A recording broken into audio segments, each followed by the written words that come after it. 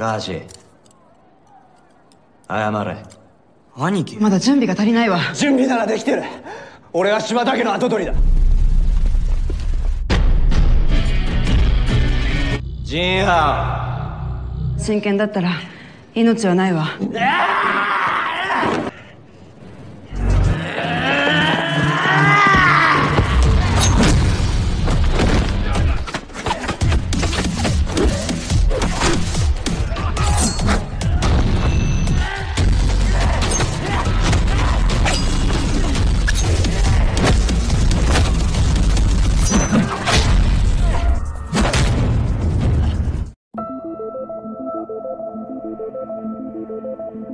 Berlatar belakang tahun 1932 Manchuria, Cina Utara, di mana waktu itu Jepang berhasil menduduki wilayah tersebut dan membentuk negara boneka yang disebut dengan Manchukuo.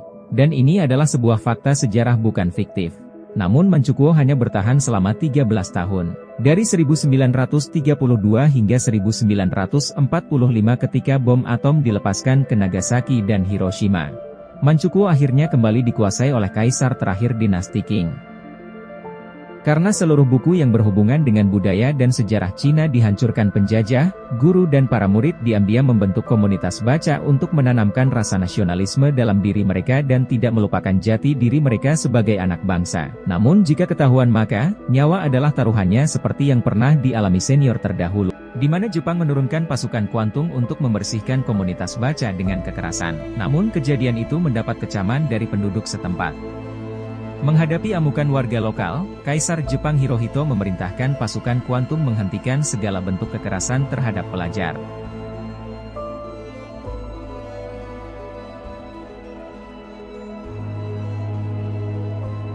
Shin berpindah ke kampus Qinghe yang dikuasai oleh mahasiswa Jepang di bawah pimpinan Sokichi dari klan Shibata yang dikenal sebagai bangsawan kesatria. Karena dia lebih dikenal sebagai Hyuga, Mimin ganti saja namanya jadi Hyuga Shibata. Semua mahasiswa Cina harus tunduk dengan aturan Shibata.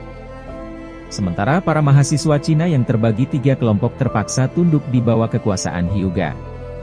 Hingga suatu hari, mahasiswa pindahan bernama Jing Hao dan sahabatnya Tan pindah ke kampus tersebut. Dengan keahlian bela diri Jing Hao dan kemampuan sahabatnya Tanjia si duta perdamaian yang dikenal sebagai ahli strategi, Jing Hao berhasil mengalahkan dan menyatukan 3 ketua geng tersebut di bawah pimpinannya. Mereka adalah Afar, Bing dan Pik. Dengan bersatunya mahasiswa Cina membuat kekuatan mereka setara sehingga Shibata terpaksa menyetujui usulan perdamaian antar kedua geng yang dibuat oleh Tan.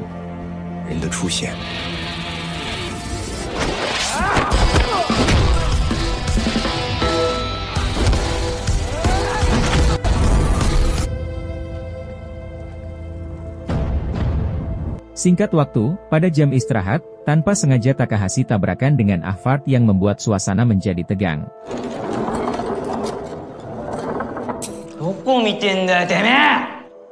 Anggota dari kedua geng tersebut langsung berdiri.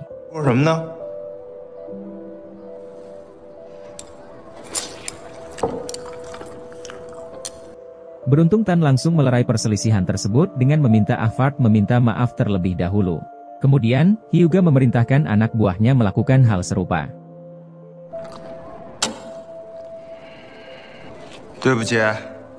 Takahashi, ayamare. Awalnya Takahashi keberatan, namun akhirnya ia melakukannya karena terpaksa. Aniki. Sumanakatta.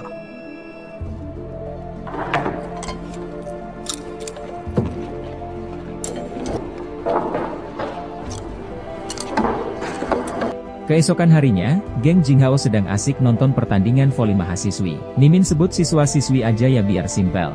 Sesaat kemudian, pandangan para cewek langsung teralihkan ke Pixie buaya darat.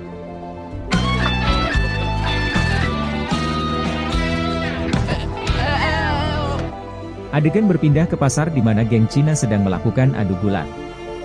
Mendapat banyak taruhan dari warga setempat, Afard menarik penantang baru yang tak lain adalah Pik. Karena tak ada yang mau taruhan untuk Pik, ia terpaksa bertaruh untuk dirinya sendiri yang membuat semua orang tertawa.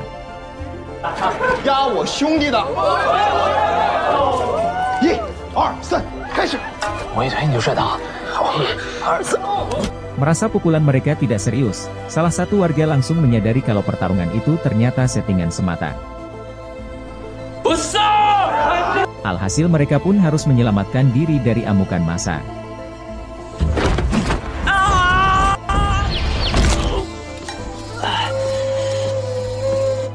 Dalam pelariannya itu, tanpa sengaja ia melihat gadis cantik bernama Liu yang membuat Jiang Hao langsung jatuh cinta. Sesampainya di sekolah, Jing Hao kembali terkejut mengetahui wanita pujaannya adalah dosen baru di kampus mereka.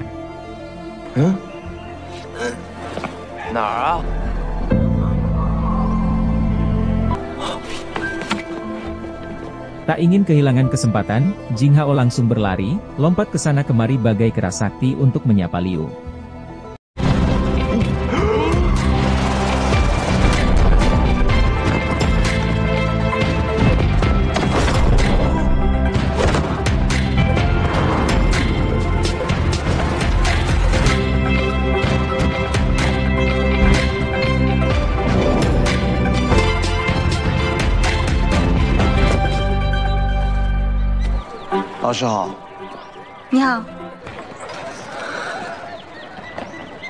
Kemudian, Jing Hao meminta Pik mengajarinya cara mendekati wanita. Setelah itu, ia langsung mempraktekkan jurus merayu wanita dengan mengenakan kemeja Pik.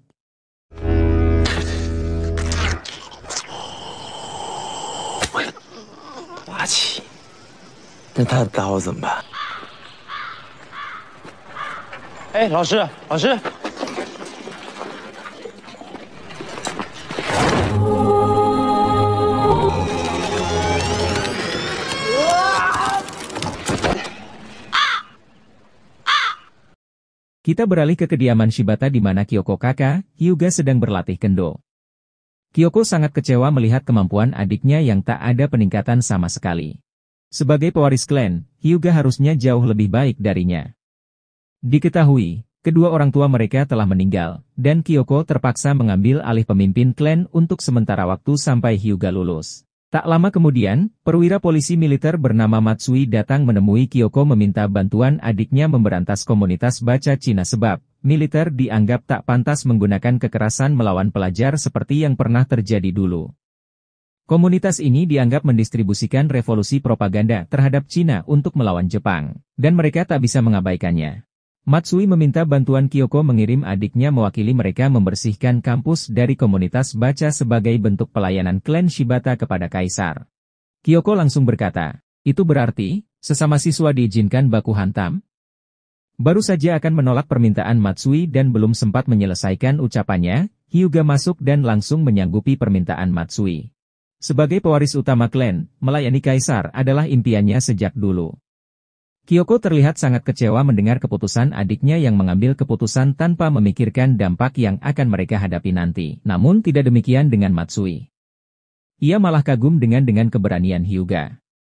Ia berkata bahwa kerajaan tak akan melupakan kontribusi klan Shibata. Ketika Matsui hendak menyalakan rokok, tiba-tiba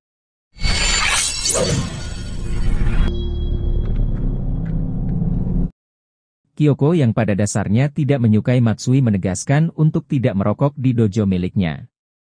Matsui pun langsung pamit pulang. Di luar dojo, ia dengan sengaja membakar rokok dan membuangnya di gerbang sebagai bentuk luapan emosinya terhadap Kyoko yang dianggap terlalu arogan.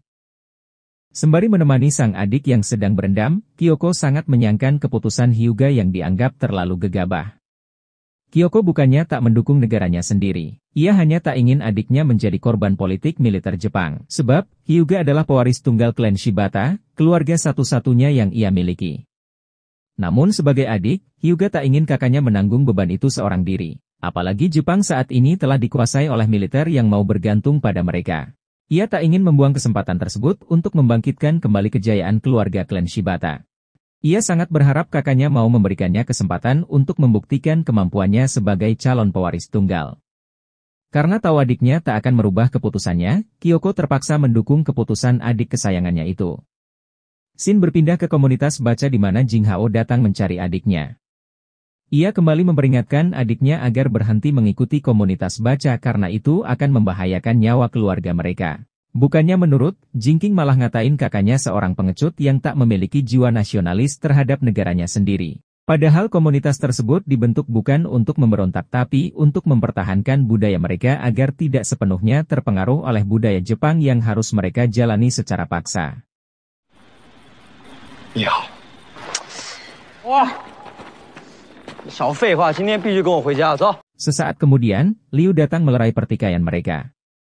Tanpa diduga, Jinghao tiba-tiba ikut bergabung setelah mengetahui Liu adalah pendiri baru komunitas baca. Hal itu sempat membuat adik dan sahabatnya Afar cukup tercengang. Bukannya memperhatikan apa yang disampaikan Liu, Jinghao malah terpesona dengan kecantikan Liu. Sementara Afar yang begitu menyukai King melakukan hal serupa seperti Jiang Hao. Sepulangnya dari sana, ayah Liu kembali mengingatkan putrinya agar menghentikan komunitas baca. Keesokan harinya di kampus, Jinghao lagi-lagi tak fokus. Jinghao 同学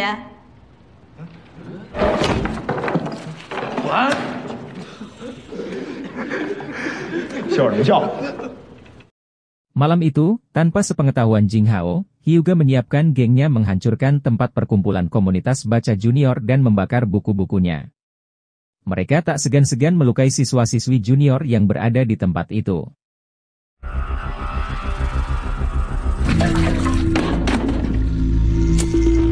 Sejak saat itu, perburuan terhadap para siswa yang terlibat dengan komunitas baca semakin menjadi-jadi. Keesokan harinya sepulang sekolah, Jinghao yang tak mengetahui kejadian semalam malah sibuk belajar mahjong. Sementara Afart sedang memperhatikan cara si playboy Pig menaklukkan hati seorang wanita dan langsung dipraktekin kepada Jingking. 都当作生命里的第一天来过。你们是不是傻？当做第一天来过。 Sayangnya, aksinya tersebut gagal total, karena si King ternyata kepincut dengan ketampanan Tan. Di tempat lain, Pig mendapat masalah akibat kebiasaannya yang suka merayu wanita. Bahkan ayahnya sendiri pun menolak membantu Pig. Ketua geng siswi memberikan pilihan, menjadi pacarnya atau serahkan nyawa. Dengan terpaksa Pig bersedia menjadi pacarnya. Di saat bersamaan, geng Jepang menculik seorang siswa dari komunitas baca.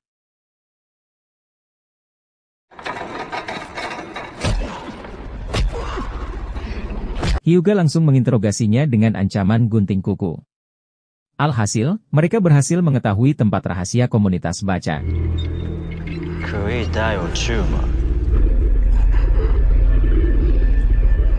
Malam itu juga, Hyuga mengirim anak buahnya menghancurkan tempat tersebut. Yang tanpa ia ketahui bahwa Jinghao adalah salah satu anggotanya. Seketika itu juga keadaan menjadi keos. Serangan yang datang secara tiba-tiba membuat Jinghao dan Afar terpaksa turun tangan.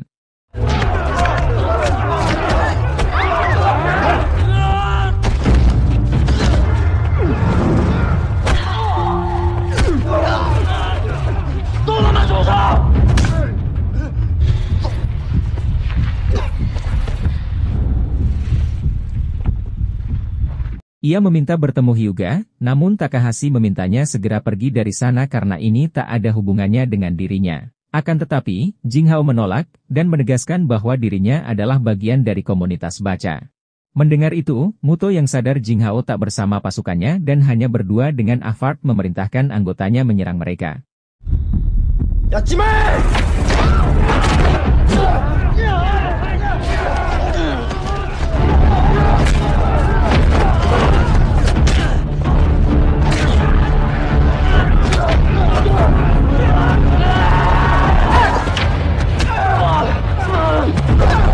Adegan. Sesaat kemudian, anak buah Jinghao tiba di sana. Kini keadaan berbalik memojokkan geng Hyuga.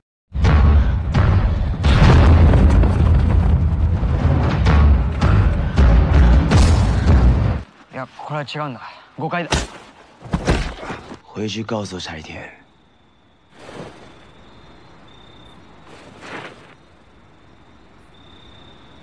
Setelah kejadian itu, Liu segera mengobati luka Jinghao.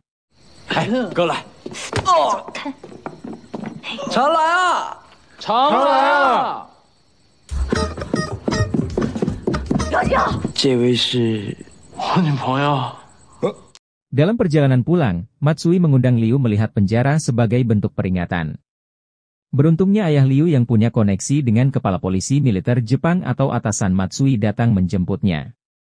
Matsui beralasan hanya meminta bantuan Liu mengobati tahanan di sana padahal Liu bukan seorang dokter.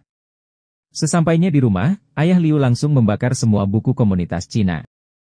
Sebagai rektor yang ditunjuk langsung oleh pimpinan militer Jepang, ayah Liu langsung memecat putrinya saat itu juga. Keesokan paginya, Liu segera membereskan barang-barangnya. Ia meminta maaf karena telah membuat masalah di kampus. Namun, tak ada satupun yang merespon permintaan maafnya karena kecewa dengan perbuatan Liu yang hampir saja membahayakan mereka.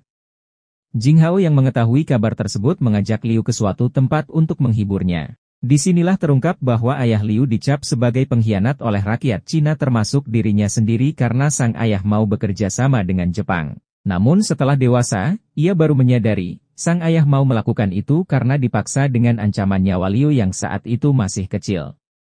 Dan alasan Liu menghidupkan kembali komunitas baca untuk memperbaiki nama baik ayahnya yang tetap mencintai negaranya sendiri. Meskipun sekarang ia sudah dipecat, ia akan tetap melanjutkan misinya tersebut. Jinghao pun ikut senang dan berjanji akan melindungi komunitas baca dari Hyuga. Malam itu juga, Jinghao menemui Hyuga.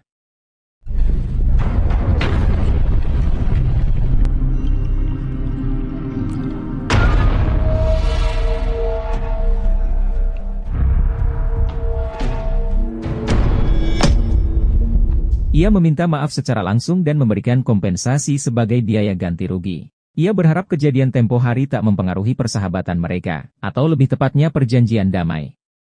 Tetapi, Jinghao menolak pemberian tersebut pertanda berakhirnya surat perjanjian. Pada akhirnya, Perang Dunia Shinobi kembali terjadi.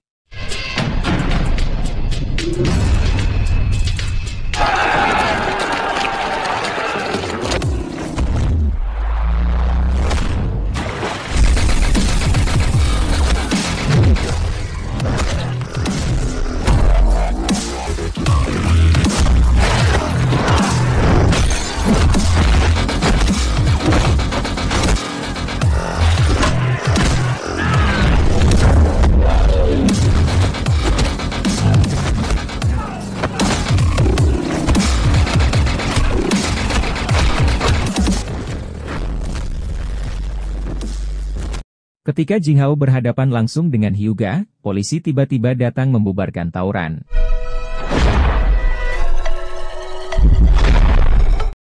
Hyuga segera menemui Matsui meminta maaf karena telah melibatkan pihak keamanan. Namun, Matsui tak mempermasalahkannya. Ia malah memberikan bantuan 3 petarung profesional yang terdiri dari Onitsuka, Karate tingkat 7, Tanaka, dan Kensaburo, Judo tingkat 5. Terlihat jelas, Hyuga sangat tidak menyukainya. Akan tetapi ia tak bisa menolaknya. Keesokan harinya, mereka bertiga berpencar menghajar 3 sahabat Jinghao secara brutal tanpa sepengetahuan Hyuga.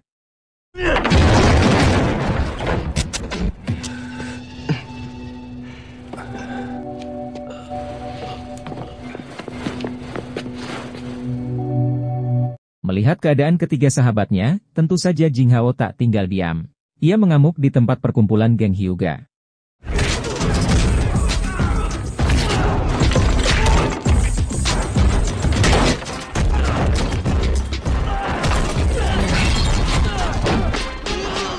Saking emosinya, Jinghao hampir saja menghabisi anak buah Hyuga. Beruntungnya, Tanjia berhasil menghentikannya. Adegan berpindah ke Tanaka di mana Hyuga tak terima dengan tindakan mereka yang bertindak seenaknya tanpa sepengetahuannya, dan memperkeruh pertikaian antara dirinya dan Jinghao. Tanaka berkata, ia melakukan itu atas perintah Matsui sesuai keinginan Hyuga. Ia malah mempertanyakan apakah Hyuga sebagai bos mereka masih tetap berada di jalur?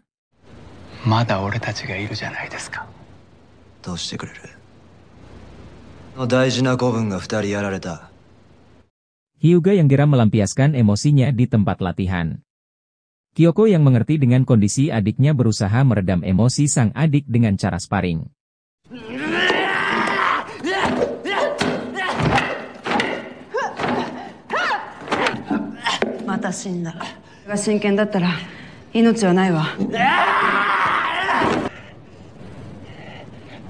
Kyoko meminta Hyuga agar tidak terlalu memaksakan diri. Namun Hyuga malah berteriak sembari berkata aku adalah pewaris. まだ準備が足りないわ。準備ならできてる。俺は柴田家の跡取りだ。 Dengan lembut Kyoko menjawab, tapi kau adalah adikku. Kalimat tersebut langsung menyadarkan Hyuga. Malam itu juga, Kyoko mengutus anak buahnya menjemput Liu. Kyoko meminta Liu menghentikan komunitas baca agar tidak terjadi pertumpahan darah dan tak ada lagi pihak yang terluka. Apalagi saat ini, pihak militer sudah bertindak jauh menanggapi masalah ini. もうこれ以上続けないで。じゃないと。 Keesokan harinya, Liu menyampaikan keinginannya untuk menghentikan komunitas baca sesuai keinginan Kyoko demi kebaikan bersama. Jinghao dengan senang hati mendukung keputusan Liu.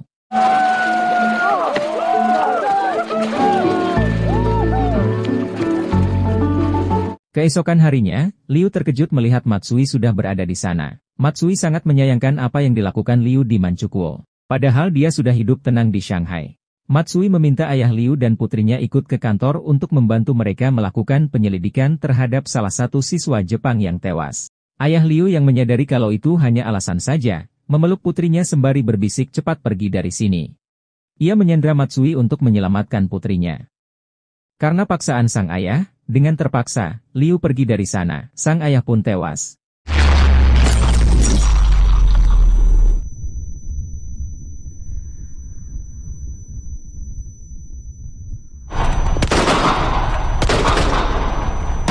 Adegan berpindah ke toko buku Tanjian. Merasa keadaan sudah kembali membaik, tiba-tiba 3 utusan Matsui kembali berulah tanpa sepengetahuan Hyuga.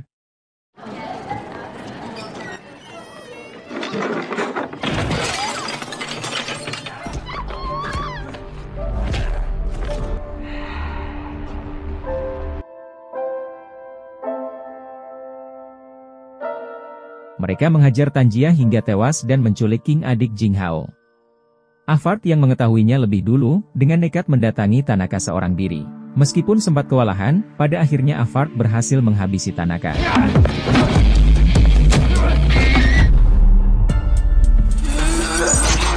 Sayangnya, ia juga harus tewas di tangan Matsui setelah berhasil menghabisi Tanaka.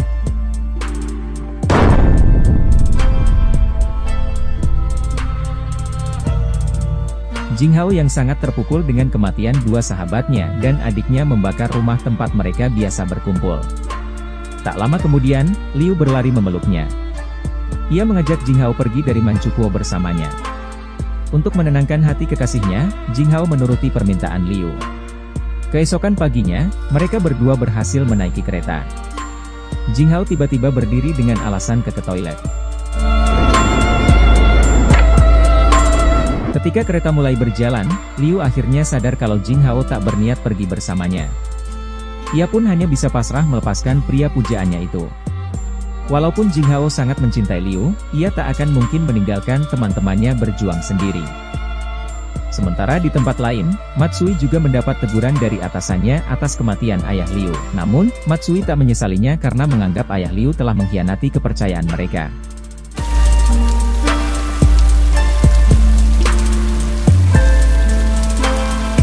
Di depan rumah duka, Jinghao berdiri di bawah guyuran hujan menangisi kepergian Afart.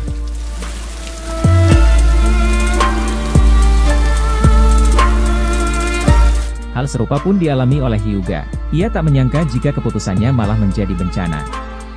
Ia sangat menyesal kenapa tak mendengarkan nasihat kakaknya. Namun, semua sudah terjadi, dan cara satu-satunya untuk mengakhiri semua itu adalah perang.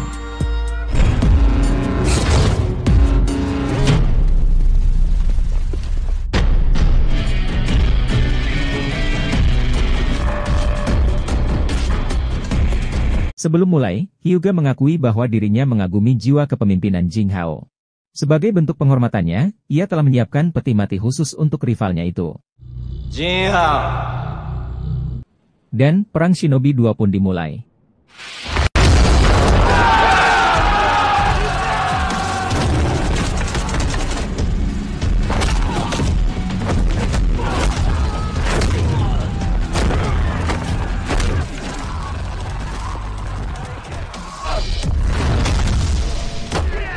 Bing dan Pik mengalihkan 2 utusan Matsui.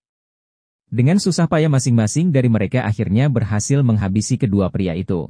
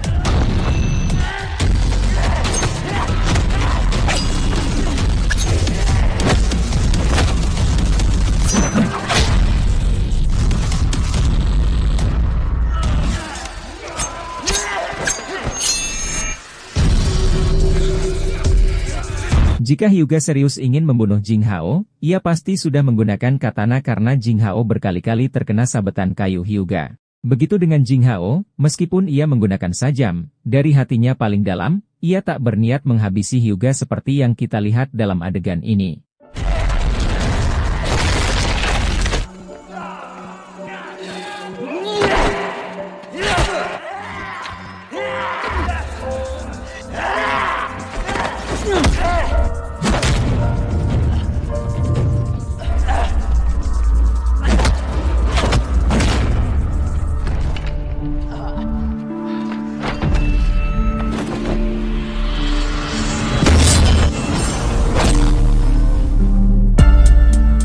Mungkin karena tak sanggup mengendalikan emosinya, tanpa sengaja ia membunuh Hyuga. Sepertinya, Hyuga sengaja menyerahkan nyawanya di tangan Jing Hao karena merasa gagal jadi pemimpin. Kyoko hanya bisa menangisi kematian adiknya. Kepala polisi militer Jepang datang berbelasungkawa atas kematian Hyuga, sedangkan si pengecut Matsui tidak terlihat batang hidungnya. Setelah kejadian itu, Jing Hao ditetapkan sebagai buronan karena menghabisi bangsawan Jepang dan resmi dikeluarkan dari kampus. Terlihat Jing Hao mendatangi makam, membuatkan papan nama adik dan sahabatnya, disusul teman-temannya.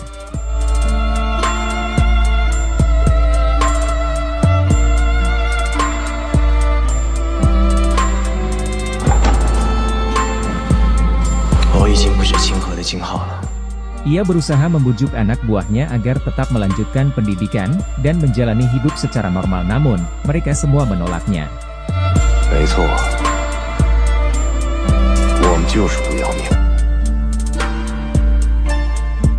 Keesokan harinya, Kyoko yang pada dasarnya sangat membenci Matsui yang telah memanfaatkan adiknya, menyamar sebagai anggota militer dan menghabisi Matsui di kandangnya sendiri.